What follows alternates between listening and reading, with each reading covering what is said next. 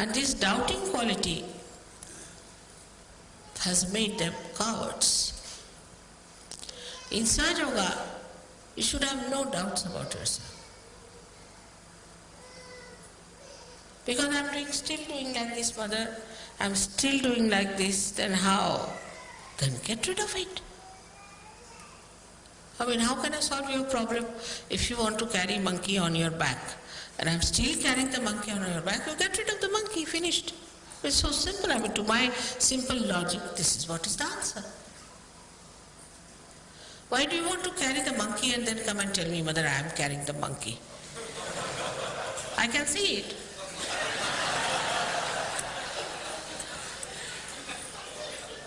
Get it off your head. Get it off your back. It's very simple. You are a Sahaja.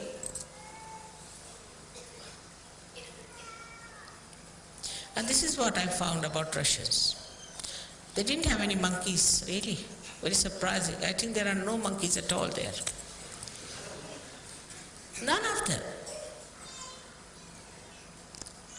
No private problems, no public problems, no any other problem. Nothing they discussed, nothing. They could have said that our government is such, is nothing. Sad enough of everything they must have. Very well read people, very well educated, very big professions, very humble, very open hearted. They just wanted realization, that's all. They said, you have come here for our liberation. They would even touch my sari like that. The place I walked, they would touch. Just imagine. Who has told them about vibration? I never said I am Adi Shakti. How did they recognize me? They developed that strength within themselves, that Shraddha. And they never talked about God in that country. They have some stupid people who have churches and things like that, and Islamic institutions. But most of the people are so strong, and the content is showing itself.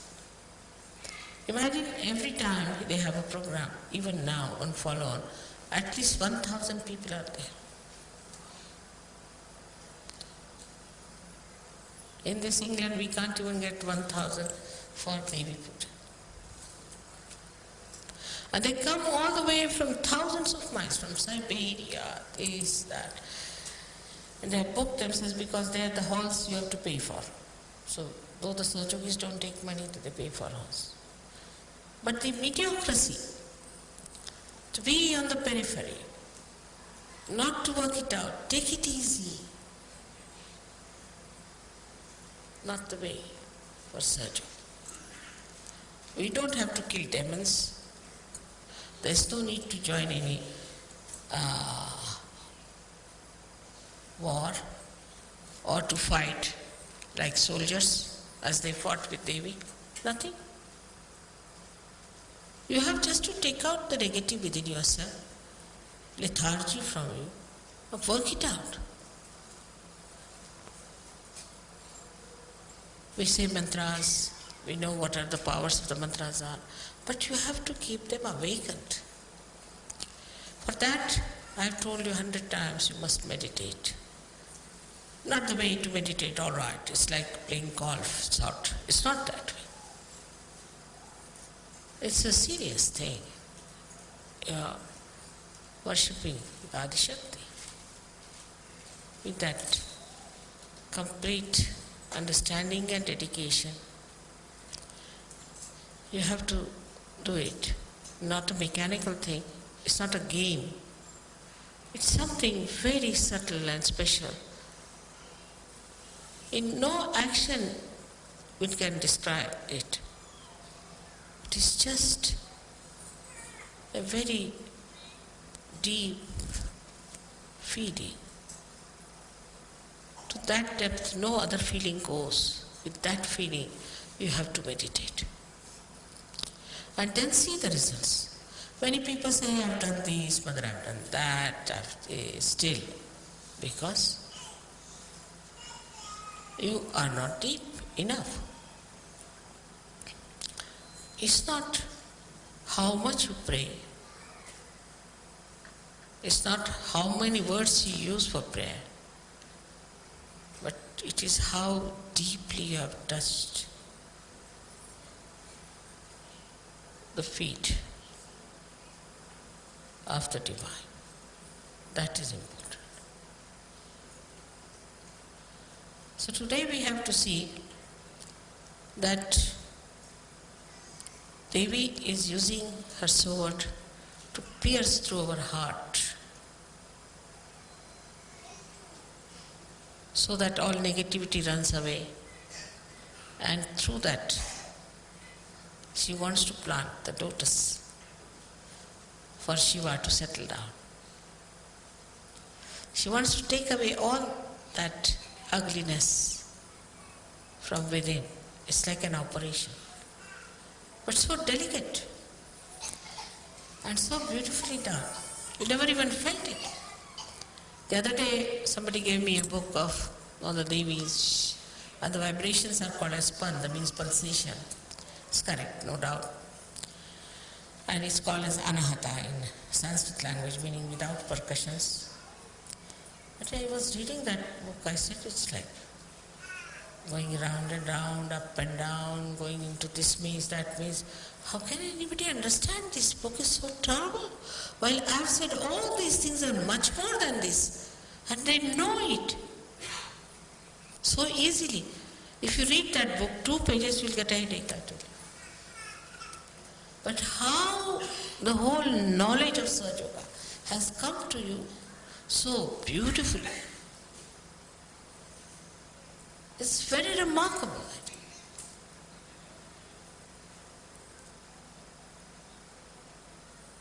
If you read the mantras, they'll give you explanations which has nothing to do with reality, sometimes I feel.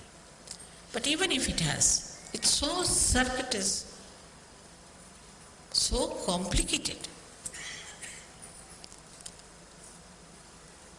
I would say Adi Shankaracharya realized it, and that's why he gave up the idea of writing any treatise. He said, let's make it simple, the praise of the mother, finished. If you praise the mother, everything will get. But that's not, I find that's not so. It's easy. See, human beings are great experts. They can be just like radios, praising. Nothing goes inside the heart.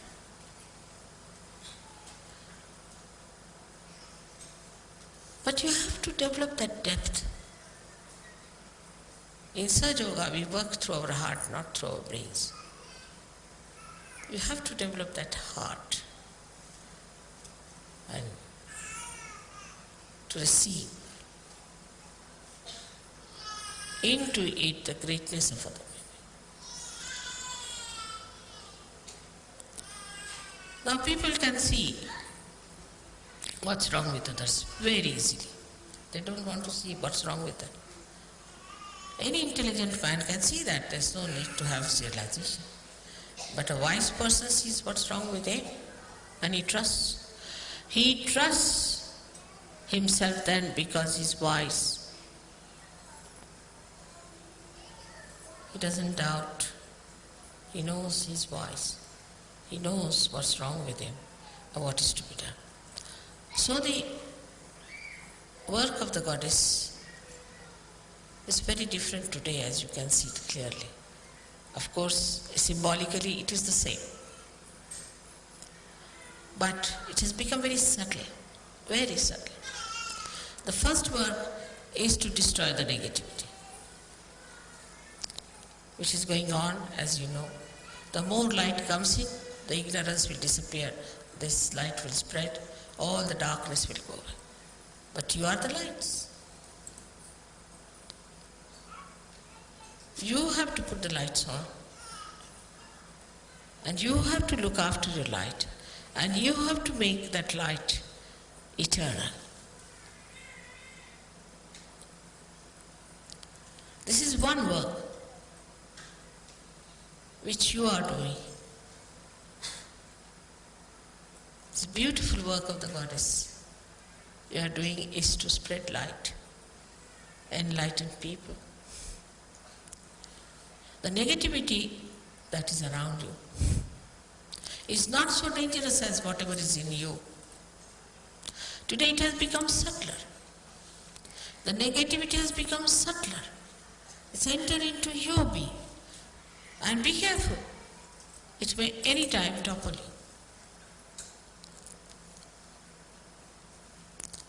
Even one step you do not put right when you are climbing up, you can go down.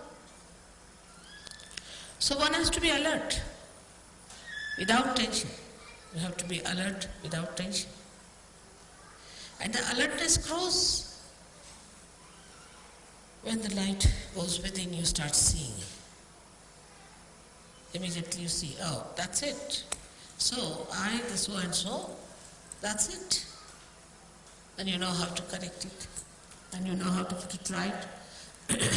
And immediately you take to it. Like a good sari now has something fallen on it. Immediately you clean it.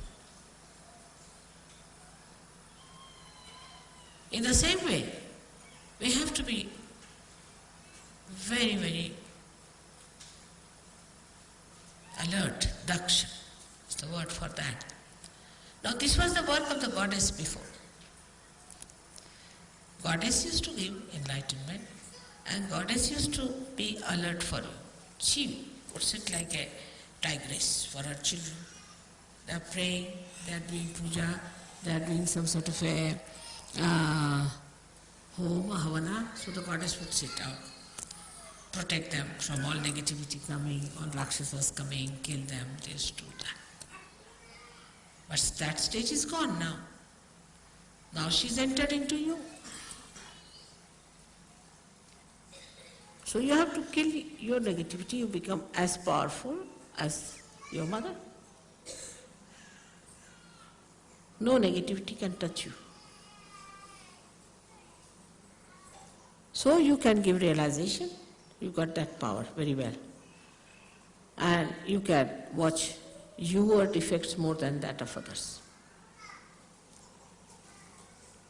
And you try to put them out because they are not good, they are not for your benevolence, they are not for your ascent. By that, nobody is going to gain. At the collective level, it just works automatically. You don't have to worry. It comes to culmination and a person goes out. As if somebody runs up like a blind fellow on a cliff and jumps down. You don't have to worry too much about this. It just works. You have seen it has worked that way.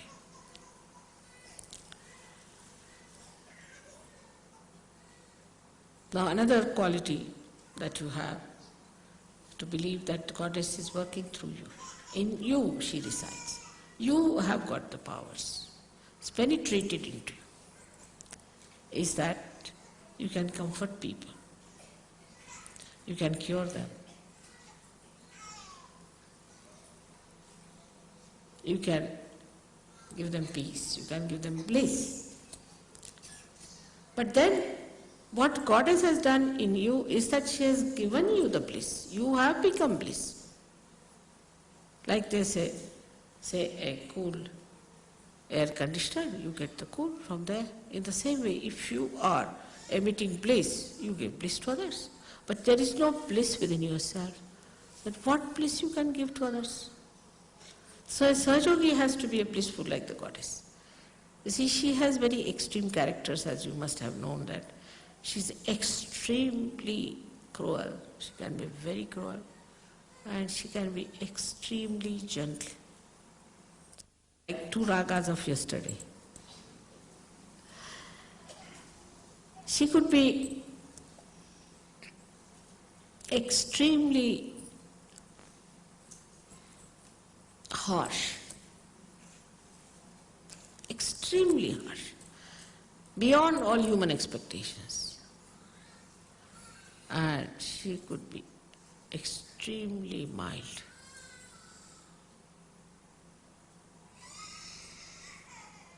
So this harsh part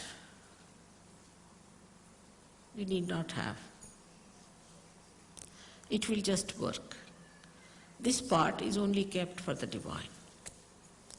You just take to the other side.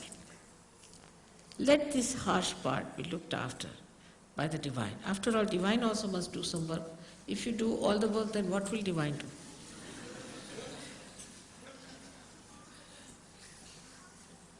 So the divine will look after that part. So you have to enjoy yourself as the goddess enjoys herself. Enjoys her place, enjoys her peace, enjoys her everything. Her creation, her children, their love, everything she enjoys. In the same way you have to enjoy. You have to know about everything. You have to be absolutely knowledgeable.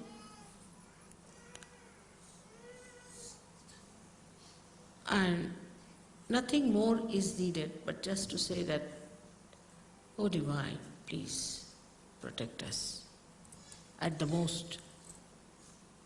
Even if you don't say it's all right, you're looked after. The divine is working round the stage, you see, you don't see it, it's all there invisible. And you are on the stage. So they are looking out what to focus light, where to put, what light to put, what is to be done, what is to be changed around, everything they are arranging. You are nicely here. So you need not do all that work. You do your work of acting and saying dialogues. That's your work. Let them do their jobs. They are doing very well. They are excellently placed and they are experts. So to leave certain things into the hands of the divine is what we call as surrender. And that much of is if done, then most of your things will work out so miraculously. You'll be amazed, how, Mother, how it has worked out. We never expected. How things we got it done. There's a very, very big force working. The force, the energy, which is the source of all the energies, which has created this great universe, which has created this Mother Earth, created this sun, which has created you very delicately. This force is working. And that force is looking after you, so proud of you that you have come on the stage now.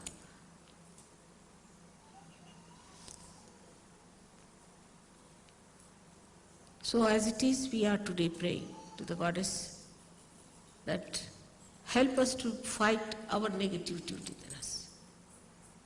Give us your tiger so that we fight. Give us your lion so we fight. Let us fight all these horrible animals that are within us, these horrible haunting things that are within us, these horrible conditionings we have to get rid of it.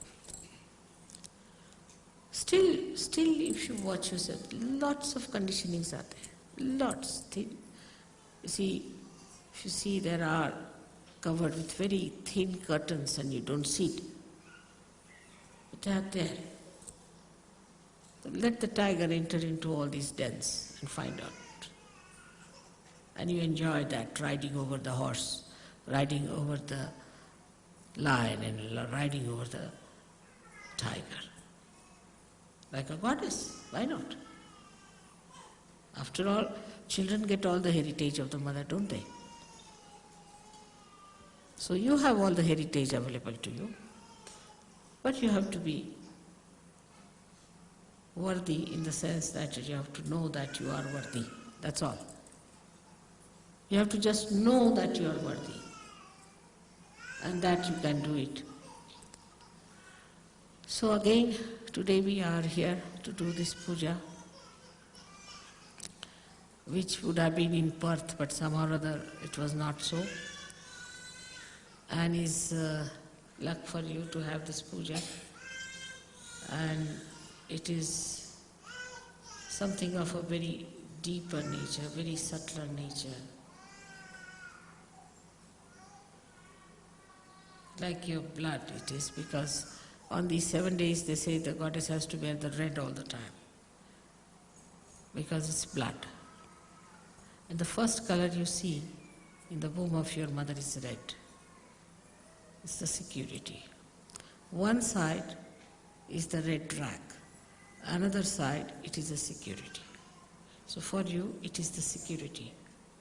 Around you, every place you go, it is there. Just feel it. You have entered, I must say, into the kingdom of God, no doubt about it. You all have entered. So beautifully you are settled down. May God bless you.